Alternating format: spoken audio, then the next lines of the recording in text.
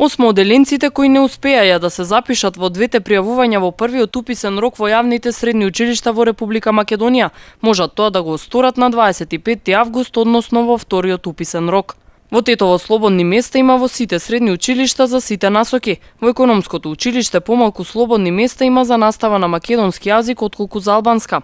Критериумите за упис во августовскиот уписен рок се намалуваат за 10 поени во стручните училишта. Според податоците на Министерството за образование и наука, во вториот августовски рок во земјава има вкупно 20.089 слободни места.